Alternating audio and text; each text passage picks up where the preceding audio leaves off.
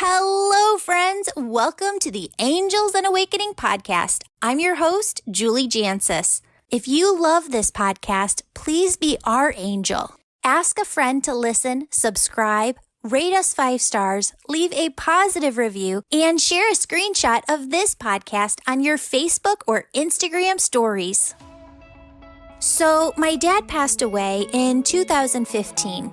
We weren't talking, and it took a month for his family to track me down. Before I ever knew he was gone, I started hearing from him in heaven. It consumed me. How is communication with the other side even possible? I left my corporate gig, studied with spiritual teachers on every coast, and worked with my angels to figure out the answers.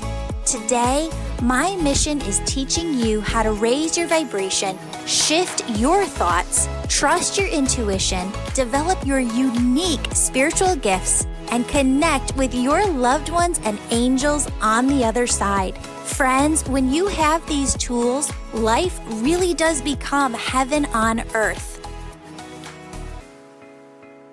Hello, beautiful souls. Welcome back to the Angels and Awakening podcast. I'm your host and author, Julie Jancius. And friends, you're going to have so much fun with today's guest. Her name is Meg Josephson. She is just a breath of fresh air, and she's got such positive energy. I know you're going to love her like I do. She's also on social media. You've got to follow her over there because she's got great content that she's sharing. Her new book that is just coming out August 5th is called Are You Mad at Me?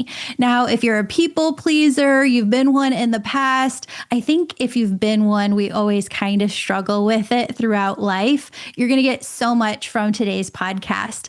Meg, welcome to the show. Thank you so much for having me. I'm really excited to be here. Yay.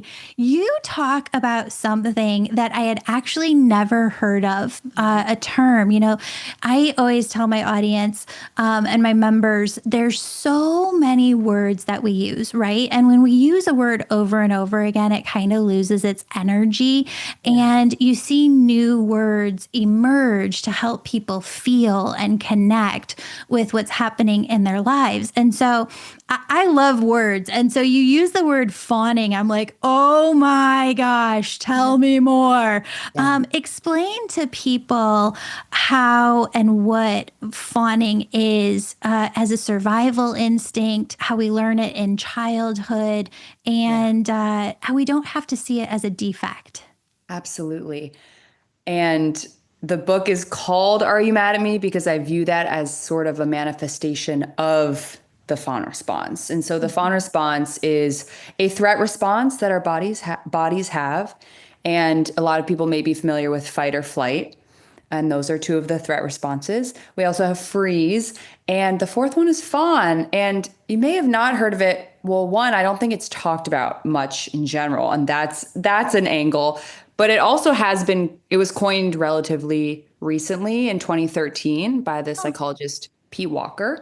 Okay. And so it's a relatively new term, but the fawn response is when the body is detecting some sort of threat, whether that threat is real, perceived, or remembered. So we don't actually need to have a danger in front of us.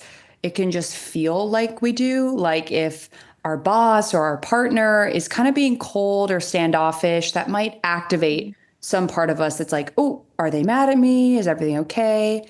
And the fawn response is about appeasing the threat, trying to be liked by it, satisfying it, impressing it, proving yourself to it. So in that example, maybe if you felt like your boss or your partner or your friend was being a little cold, your immediate instinct would be to compliment them or to be like, are we okay? What can I just try anything to make it better, to make sure that you're okay?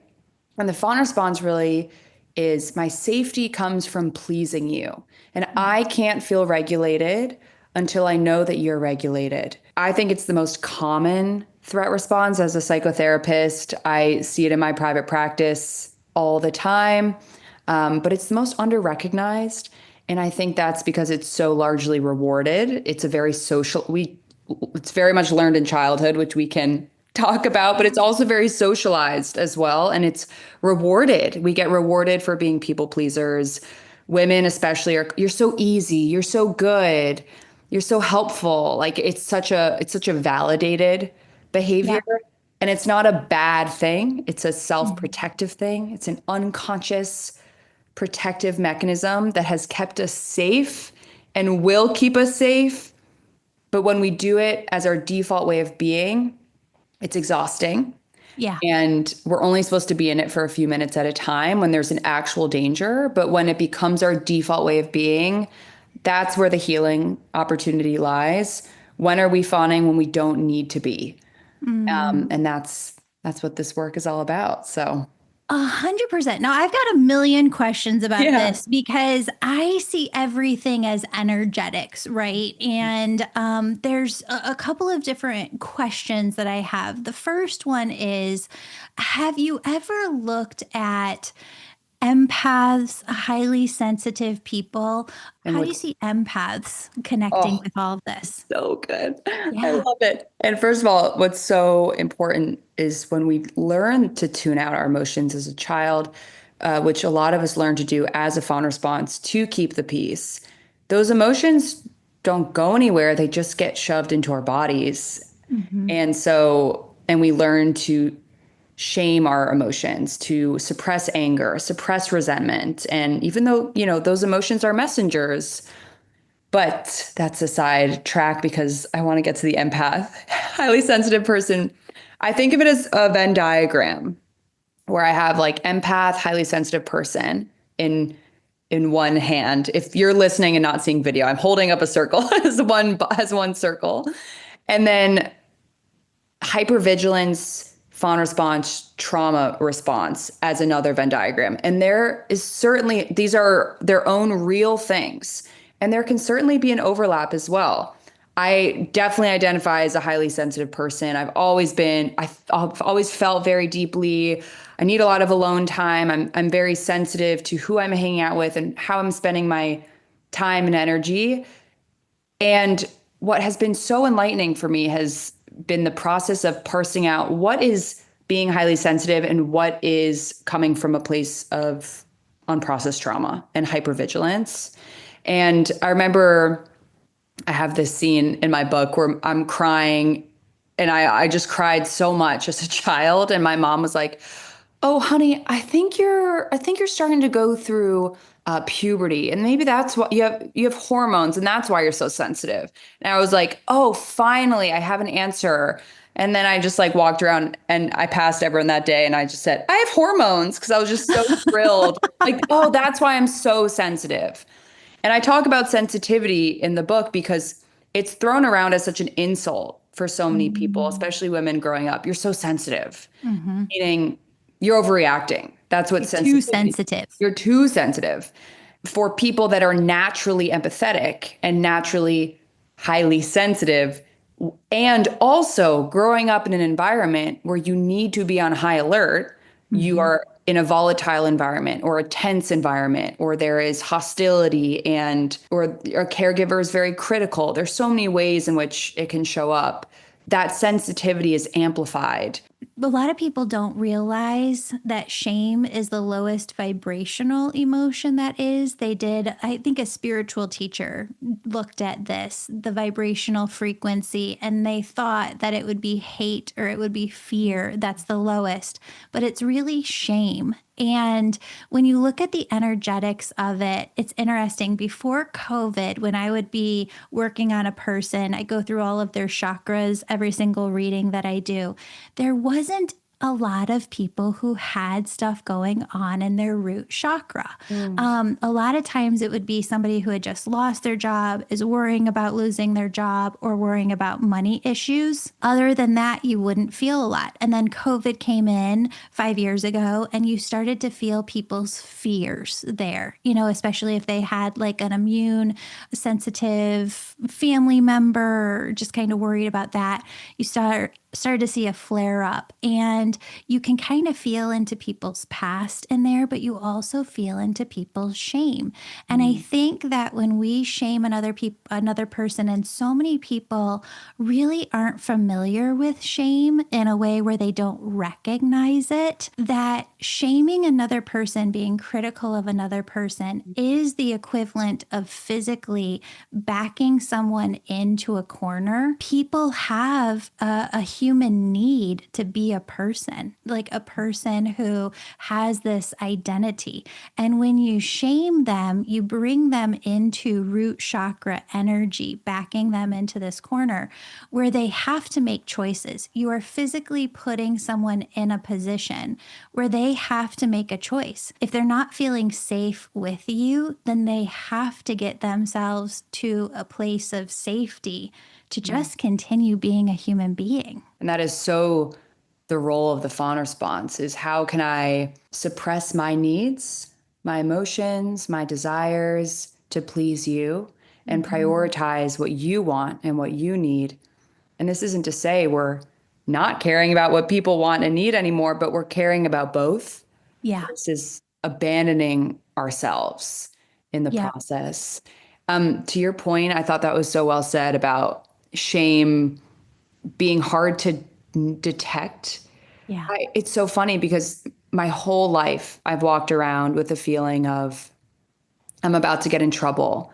Like I remember one of my earliest reflections in this trauma healing work was realizing anytime my boss would say, "Can you chat?" I'm like, "Oh, I'm getting fired. I've done something wrong, or they've found out that I'm bad," or making it sound so simple and maybe even silly, but making the connection that that was shame was such a life altering realization, because I'm like, oh, maybe I'm not in trouble all the time. Maybe it is Yeah. just feeling like I'm, quote, bad. And Yeah. that's the difference between guilt and shame. Guilt is I did something bad, and shame is I am bad. And Yeah. it's a really potent emotion. Yeah. For sure. I really want to kind of go deeper into this with some questions, because I really, looking at social media, looking at like information that is out there, I think this is one place where humanity is really stuck and they don't understand. I think that there's a difference, and I want to talk about this, between warm people and us kind of wanting to be around other warm people. I think a lot of times the empath gets into a friendship or relationship with the narcissist thinking, oh, yay, I have found somebody else who's so warm.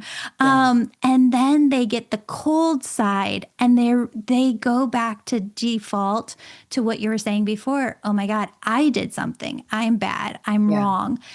Talk about the relationship there with fawning and maybe coming into narcissistic relationships, but also how you can tell earlier what's what. Yeah.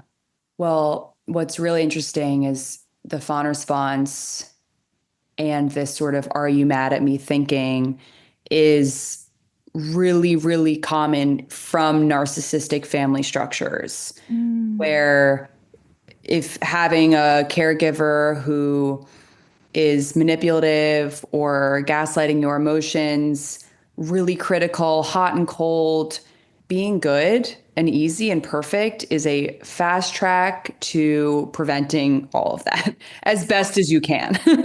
Yeah. Of just wanting to stay. I write about this about my dad, like just wanting to stay under his wing and just wanting to stay on his good side, knowing he can change at any second. Something to perhaps highlight is with, and I'm speaking in like very clinical terms here, but in like true narcissistic personality disorder, there actually isn't. And this is what's so hard to grapple with, because I think when you're in a relationship with someone like that, and this is the fawn response, I want to change them, or if I can only just be better or easier or more helpful, they'll change, Yeah. and we can have this hope is the thread keeping you on. And what's really hard to accept is that with someone who has true narcissistic personality disorder, they don't have awareness of it. Right. They're not worrying that they're a narcissist. That awareness isn't there. Versus, and this is what as a therapist, I see a lot of people who have had narcissistic abuse Mm-hmm. come into therapy saying, what if I'm a narcissist? What if I'm actually secretly bad? And that's shame, of Yeah. course, because it's self-blame. It's my fault. It doesn't mean we're not taking accountability. It doesn't mean empaths or targets of narcissistic abuse are perfect and like but it's recognizing that awareness. If you're worried about being a narcissist, you're probably not a narcissist. Yeah. Yeah. um, Beautiful souls, this has been one of the hardest years, and we're still kind of in the thick of it. And I just wanted to take a moment and say thank you so incredibly much to everyone who financially supports my work. Truly, I could not do this work without you. And I am so, so beyond grateful. For those of you who do want to support my work, I do have a new Sacred Women's Circles. They're all beginning, all of the circles, August 1st. You can now sign up on my website, theangelmedium.com, then go to the Women's Circles tab. Also, friends, I just read a report, and this isn't to scare you. The angels want to prepare you. This report has talked about how over the next decade, 33% of all jobs in the US could be eliminated and 47% total could be disrupted due to new AI technology. Again, this isn't to scare you, but your angels want you to be prepared. Friends, I would love, love, love to teach you the skills of being an angel messenger, energy healer, and medium all in one at my Angel Reiki School. If you've been feeling called to serve humanity or start your own healing business, please do not wait. This is your sign. Your angels are trying to work with you on a whole new level. Friends, a whole new Angel Reiki School begins online August 1st. And when you sign up this month for the online program, I'm gifting you free tuition to also attend in person at any of the 3 to 4 in-person Angel Reiki schools that we're going to have over the next 12 months. They're always held in the Chicago suburbs because it takes a few carloads to get all of the materials, massage tables that we use over there. Friends, the Angel Reiki School certifies you in all 3 modalities at once, giving you a really unique edge. Also, friends, one more thing. If you love this podcast and want to support me, we're starting a whole new course August 1st in the Angel membership. It's called Release Fear and Step into Your Power. You can sign up for the Sacred Women's Circles, Angel Reiki School, and the membership all on my website, theangelmedium.com. If you want more info, use the contact form over at theangelmedium.com to submit your question. I read all of them. And from the bottom of my heart, friends, I can't thank you enough. Thank you for being here. Thank you so much for supporting my work. I truly couldn't keep all of this going without you. So thank you, thank you, thank you. Now back to the show. In your book, you go through, I think this is just so brilliant, the 6 different fawning archetypes. Yeah. Can you go through that and just kind of explain a little bit about what each one is? And Yes. I think it's beautiful. Thank you. I appreciate that. And I really view these I think as people, we love categories, we love boxes, and sometimes that's helpful. But I created these not to attach to them as this is me and this is who I am, but rather, oh, this is the pattern that has really protected me and has kept me safe so that we can understand that.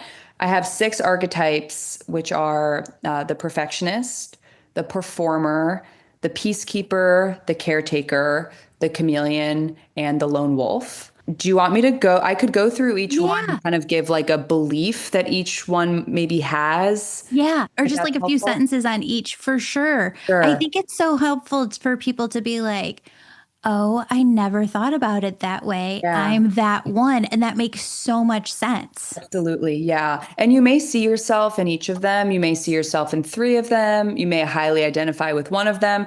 Whatever. It's just a prompt to think about just your what has protected you. I think a great example of that I've seen like just kind of over the last 10 years on Instagram has been, everything was so curated and then you saw Mel Robbins come through just showing up, no makeup, like on a walk, just talking and just having this aha moment and wanting to share it with people and everybody was like, oh, okay. So we don't have to be perfect for the world. Like we can just show up, no makeup as we are, and then the next day in full makeup if she's doing like a recording, like whatever, it's okay.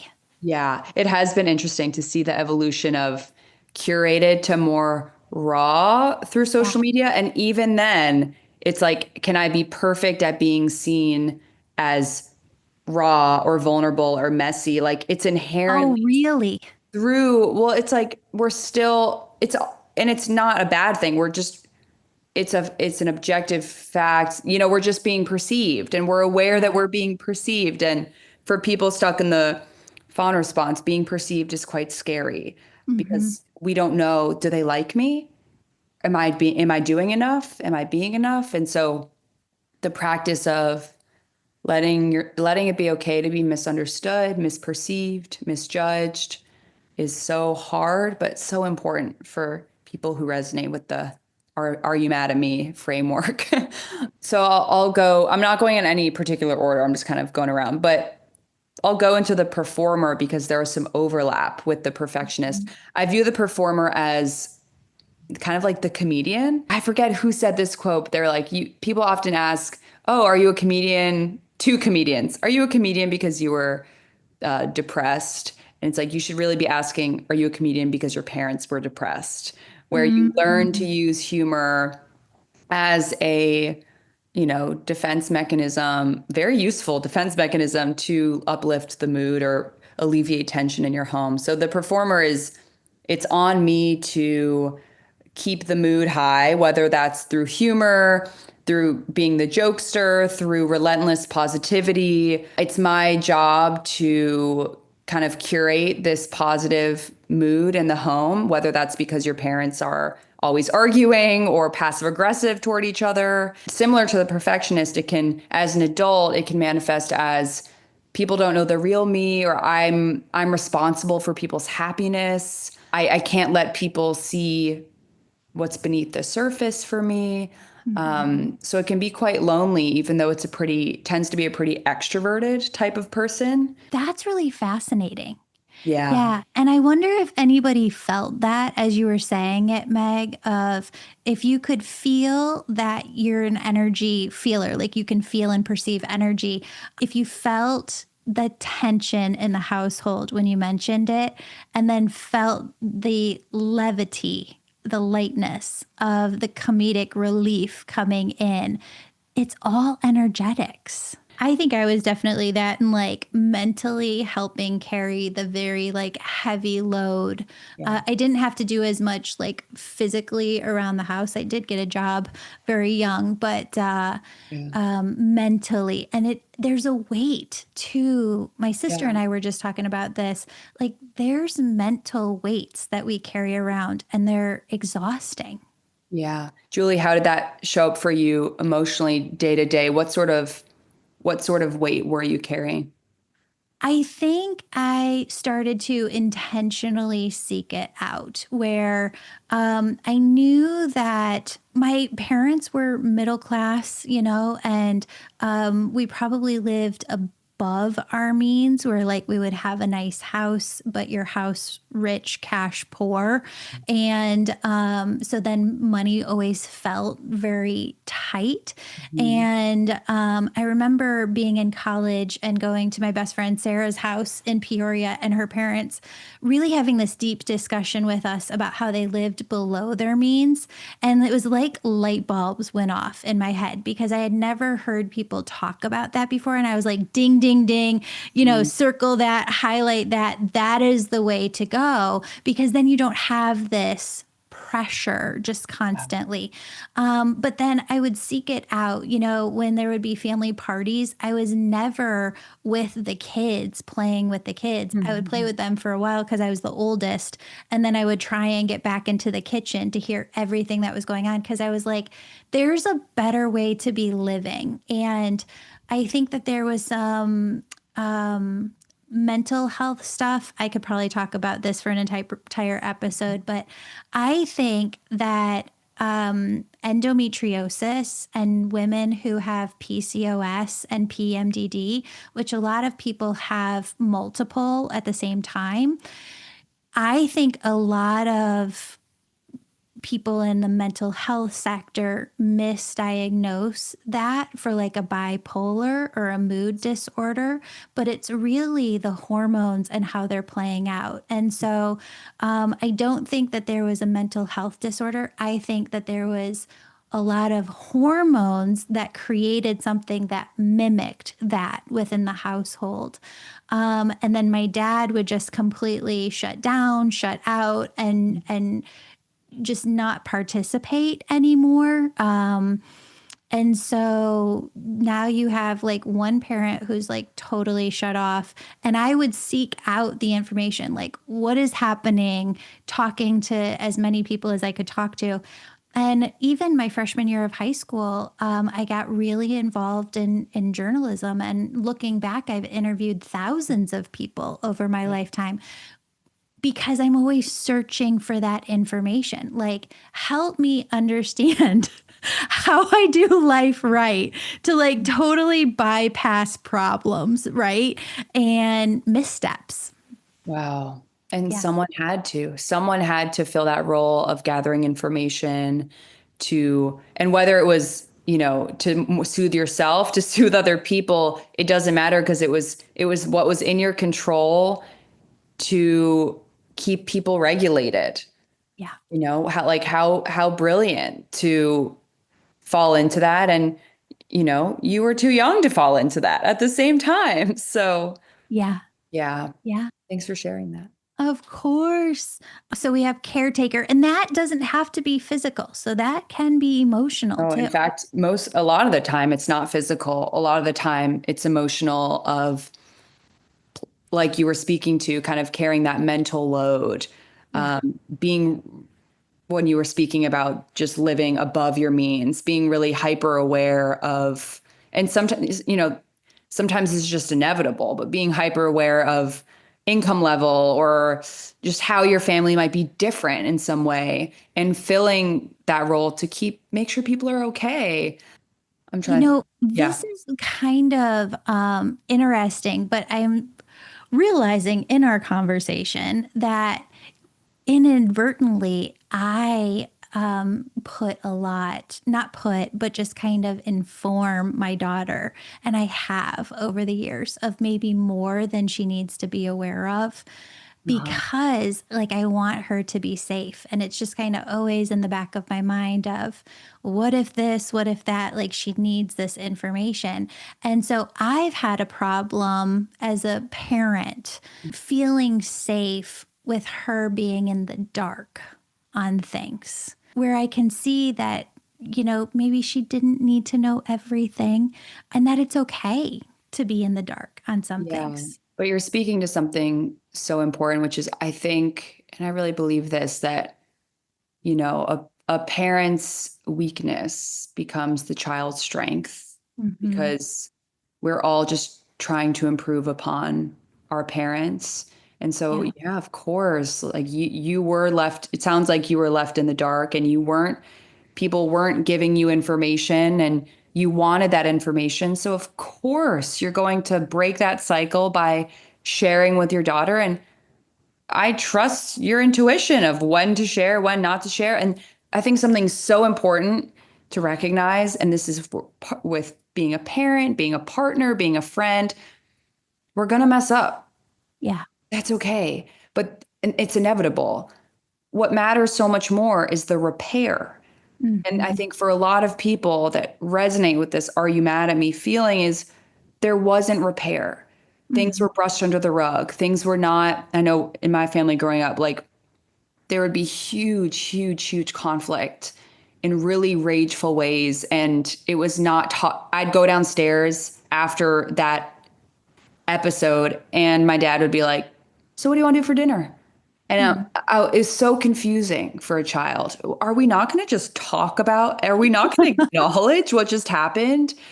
But it's just things are constantly brushed under the rug. And speaking of shame, just to go back to that, of when that happens again and again and again, the child makes sense of that by believing that they caused it to happen.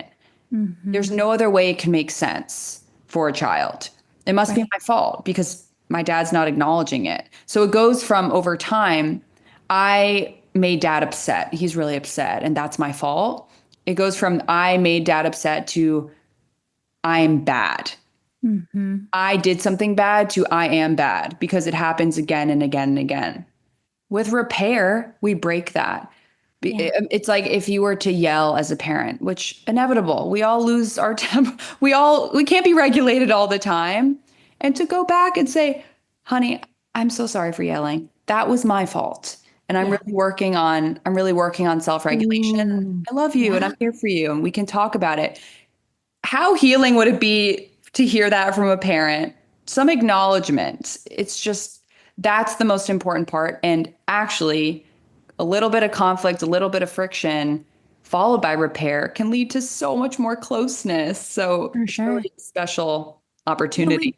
we do that in our household, both my husband and I, with our daughter. But I felt it when you said that of, Yeah. wow, that takes the I am bad, I am wrong Yeah. off of the child. When you hear a parent come in and say, I am so sorry, that wasn't you, that was me. Wow, does that make a difference, like in Yeah. the overview of their entire life? Absolutely. And just to witness someone taking accountability for their mistakes.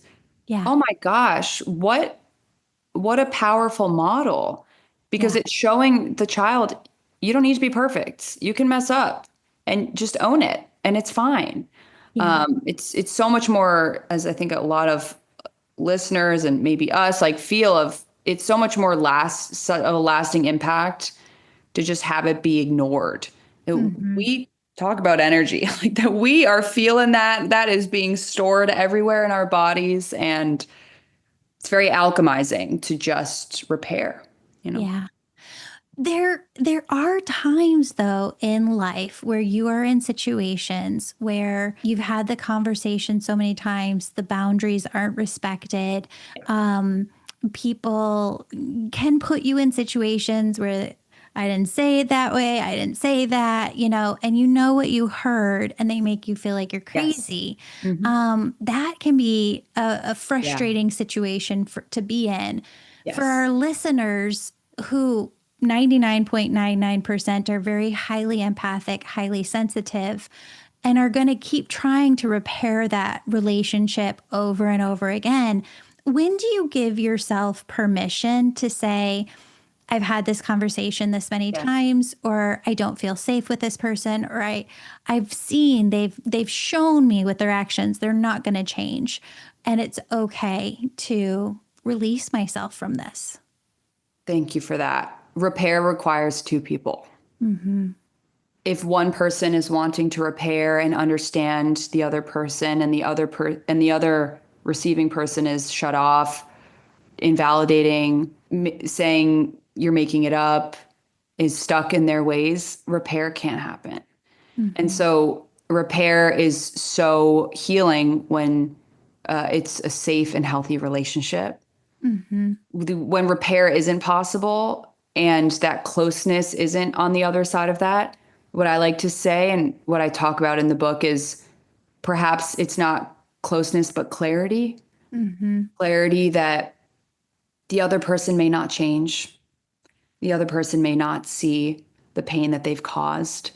And it's Mm-hmm. so I really think like the last thread of healing is that hope that Right. they would change, hope that they would see the pain and own up to it. And then you could have the relationship you want, whether it's a parent or an ex or a friend. Grieving that hope is Let's so talk hard. about that. Yeah. Because I do think that I've seen it multiple times in my life, a couple specific instances where you do have the repair and Mhm. then it happens again. And then Yeah. you have the repair and then it happens Uh-huh. again.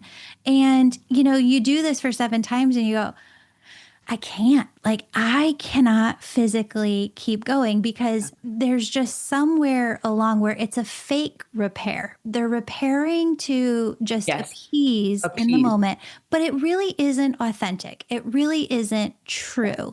They're Yeah. just going to go do it again. And so I'm just kind of wondering when it comes to that, there is grief in letting those relationships go. And you talk too openly about your mom having Alzheimer's and grieving that relationship. I can't imagine, Meg, I'm just so sorry. That's got to be so hard. You. Grieving relationships, I don't think is something that we talk about enough. Not at all. Not at all. And wait, what were you saying? Sorry, thinking, Fake, processing. fake repair. Oh, yes. Okay, we'll go there and then we'll go grief. Why did I lose my train of thought again? Sorry. That's okay. Repair. Like when Um, they say that they're fake, oh, like, yeah. yeah, yeah, yeah, you got A it. really important part of repair is action to improve. Yeah, And it's acknowledging what happened. It's going back to that moment, taking accountability, and actively working to work on it, improve it. So if I was reactive and I yelled, repair would be looking into that, is speaking to a therapist, meditating, breath work, pausing, self-regulation techniques. That is show the person that you yeah, are working on it.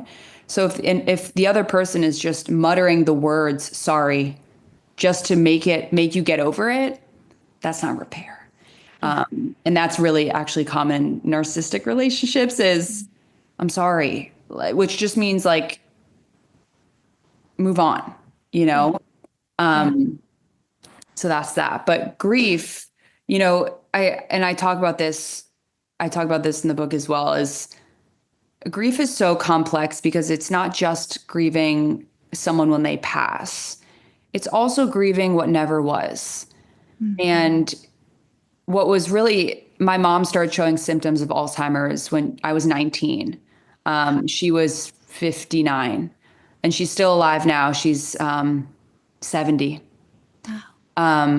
And she's toward the end of her life. But it's been such a strange process because I've grieved her while she's still breathing on Earth. She's in the earthly realm still. Although we were talking before, it feels like she's kind of straddling the realms at the same time. I feel like I get messages from her. I see, like, I dream about her. We have conversations, but while she was healthy, because my dad was very volatile, my mom coped by dissociating. She was Mhm. she was so sweet and so loving, and she was also very emotionally absent. And Mhm. it felt like I never really knew her that well because she felt so far from me. Like I'm sitting next to her and I'm like, you're almost there, but I can't quite reach you. And so her Alzheimer's really unearthed grieving what we couldn't have and the closeness we weren't able to feel. But you don't have to have a parent with Alzheimer's to go through that, a breakup, grieving a relationship that you really wish you had with a parent. I speak to this feeling of like being at your own home, childhood home, and feeling like I want to go home. Like Yeah. I crave home, but it's not this. Yeah. It's such a sharp, distinct feeling. And I think anyone with parental pain really gets that. But yeah, grieving it's grieving hope. It's grieving what was watching other people, what they have with their parents and wishing you could have that. and letting yourself grieve.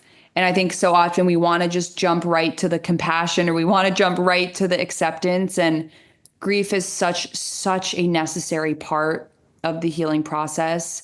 Grief and anger also go hand in hand of, oh, why couldn't it have been different? And it's not sulking in that, but it's acknowledging and letting it move through us.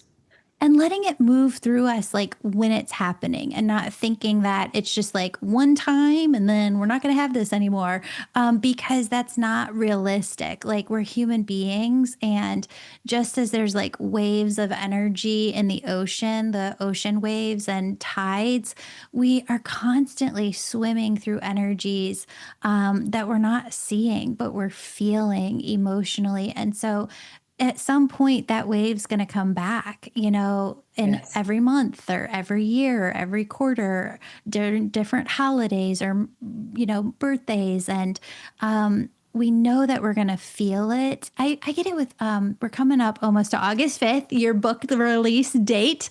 And it's the day that my dad passed. And I know around this time, mid-July, I always start to prep. And it came in like last week where I was like, okay, Dad, I know this is coming up. I don't want to remember it, but just send me like a big sign on that day. I always tell him that. And you kind of have to be more easy with yourself and let the waves just move through you. Absolutely. I really think the body remembers anniversaries Yeah. as much as with my mom, and I shared with you, and my dad passed in January, which was really weird because I had written the book about a lot about grieving my mom, and Mhm. him passing before her is just such a weird thing to wrap my head around. But with both of them, similarly, my body really remembers anniversaries. And I love what you're saying about it coming in waves. It's funny because happiness comes in waves, Yeah. and so will grief, and so will anger. But I think because grief and anger and sadness and shame, they're uncomfortable emotions, we have this natural aversion to them. We Hmm. cling to positive, we cling to pleasurable things, and we have an aversion to uncomfortable things. And so in the same way, we'll never be happy every second of the day. We also won't be grieving every second of the day. But grief comes in waves, it's not steps. And it's it's hard to remember when we're in it because it feels very dense energetically. Hmm. And so For sure. it will pass, and it Yeah. does. Yeah. Yeah. Meg, do you have kids? I don't. I hope to one day, but I'm giving myself a couple years. For sure, for Yeah. sure. Can I share something that I keep seeing from your dad on the other side? Oh, please. I think, when you're talking about your mom and your dad, Yeah. that you were completely spot on. Like, when there is an illness, sometimes a severe illness or dementia or Alzheimer's, our energy starts to straddle both worlds. You can kind of see it almost like, what is that, like an hourglass where the sand is in one spot, but then it's starting to move into the other spot. You also start to see that hourglass too when you're working with people who are crossing to the other side, the active space of like hospice. And we're really releasing a lot of our energy. And for people who don't pass in like an immediate way, a tragedy, they're passing more at the end of life. I would love to write an entire book about it because there's so much Please that's do. actively happening. Yeah, where we're releasing this lifetime and participating in the process of moving our energy to the other side. But I do think that I was just talking to somebody about this today. I was telling them you go through a karmic life review when you go to the other side and you pass. and you physically, the angels say, cannot see heaven unless you participate in that karmic life review. And you're not watching yourself on a movie screen. You're stepping into situations of your life, not reliving the whole life, but situations, both good and bad, where you're stepping into other people's shoes, thinking their thoughts as they thought them, feeling their feelings as they felt them, and seeing yourself from the perspective of your entirety, just the wholeness. You're not getting shamed by God. There's nobody else in this karmic life review except for you. Like, you're just in it. And I do think that there are some souls who deny the process, and I think it just takes them longer. But as soon as you go, okay, this is what we're doing, I get this, we've done this before, we're going to go through this. It's not going to feel great all the time, but I'm going to see it in its entirety. And I do think you get to a place of peace and love through it. You see heaven. You it's a vibration, and you have to release the ego completely, the egoic mind completely, to be in the vibration of it. That's beautiful. Thank you. That's beautiful. But all that to say that they know on the other side. And I know you got to go, but I keep seeing your dad with this little boy on the other side. And just he knows that you want that family, and he said, please tell you 100% that you will have those happy, healthy babies. And yeah, he's met them on the other side. It brings me to tears. Thank you so much. That's so sweet. Do you feel, as a parent, do you feel it has healed your inner child through parenting? Yeah, 100% being the parent to her that I needed as much as I can. I know that we mess them up in ways that we're not even seeing and conscious of. And I'm sure that there's some of that. And we joke too, she goes, yesterday we were going through her memory box, and she goes, my favorite picture is the one where I'm imitating you, where she does this imitation of me as the beginning of every episode that I do. Hello, beautiful souls. Welcome back to the angels. And I'm like, go ahead, imitate me all you want. It's hysterical the way that she does it. I have big belly laughs. But it's so much fun. And we have really worked hard to create just a very healthy family unit. And I wouldn't have it any other way. It's just pure heaven. That's beautiful. That's beautiful. It's so healing for these younger parts of us that are still here inside of us, that we can rewrite the narrative, through our own experiences. Meg, do you have a podcast? I don't have a podcast. One. Thank you. Yeah, you're so naturally good at this. Thank you. Oh my gosh. That's really sweet. You ask such thoughtful questions, and you feel like you really pulled out the points that I would want to discuss. So thank you for being so good at what you do. Oh my gosh, no, of course. So everybody can read more about fawning in your book, Are You Mad at Me? I'm sure you can pre-order it right now everywhere books are sold. And it comes out August 5th. So you just pre-order it and it's at your door August 5th. Tell everybody, Meg, where they can find you, your awesome content on social, all that good stuff. Thank you. Yeah, just Meg Josephson on Instagram and TikTok. And I also have a newsletter on Substack called Peace of Mind by Meg Josephson.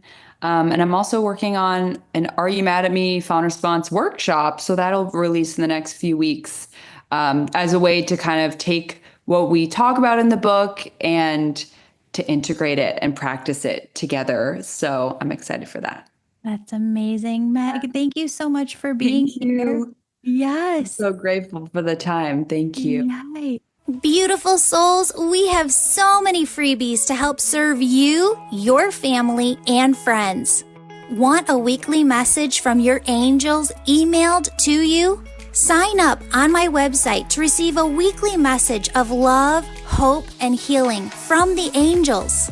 Do you have a prayer request? Go to the homepage of my website and submit your prayer request so that our team of prayer warriors can be praying for you daily.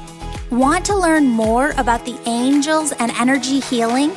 Subscribe to my YouTube channel called Julie Jancius to learn more about the angels, energy healing techniques, and so much more. One of the biggest things we hear from our listeners is that they have no one to talk to about their spiritual awakening.